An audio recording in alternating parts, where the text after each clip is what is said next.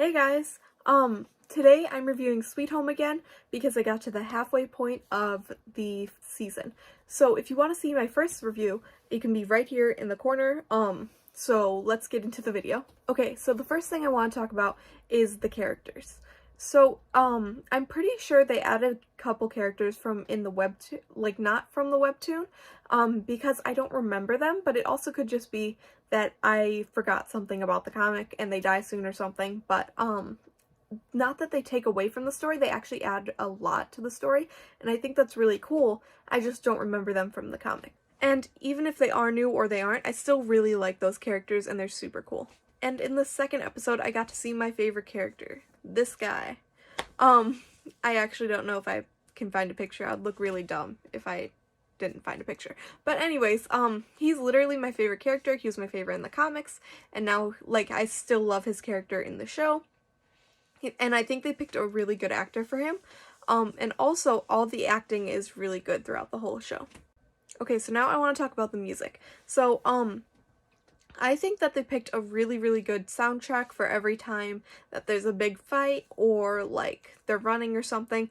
I think they chose really good music for it and it fits it really well. I also still really like the music for the intro and the outro. Okay, so now I want to talk about how scary it is. I thought it was honestly going to get a lot scarier. It didn't. It's like a thriller, and the fact it's still intense where you're like, please move, don't be dumb and just stand there, like, can you not be dumb for 1 second? But it's still like, it still is a little scary and intense, but it's not as scary as I thought it was going to be, which is still good. I still like it, and I like thrillers more than horror movies, actually, but, it's good, so. And also, I like the fact that they're able to jump scare you in the show, because in the comic, you can't get jump scared, like, because you can, like, see what's happening. So, okay, so now I actually want to start talking about the story of the show. So, I actually really like how they're presenting the show. And the main fact, because in the comic, they literally just focused on the main character and kept with him the most of the time and just focused on him. But now they're focusing more on other characters too. Not that they're not focusing on the main character, but they're doing a good even amount of the main character and all the other characters, so that way the other characters have more depth and you actually want to be like them more, and they're all better characters for it and you can see what they're thinking and stuff instead of just being focused on the main character.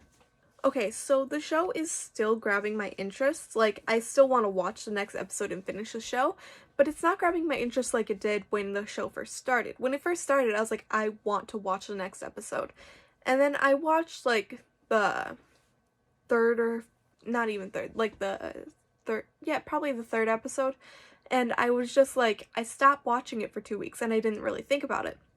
When I really like a show, I'm constantly thinking about it and like, oh, I wonder what happens next. So I did take like a 2-week break from the third episode to the 5th episode. And I was actually watching the episodes last night, but when I was watching it, my little sisters had Henry Danger on the TV, and I was just watching it on my phone, and I kept getting distracted and had to keep rewinding the show because I was getting more distracted by Henry Danger than I was in the actual show I like. So, but I also do like Henry Danger. I used to watch that all the time when I was a kid. Okay, so now if kids can watch the show. No, they can't. This show is extremely bloody. I would say around a 14 or 15-year-old could watch it, but it depends on the 14 or 15-year-old. Like, my 15-year-old sister definitely would not watch this show because it is super bloody. At one point, I actually closed my eyes, so I literally had my phone on my lap, and I was just like, because it was so bloody, and I did not want to see that. The nosebleeds and stuff, it's a lot of blood, but, like, it doesn't gross me out.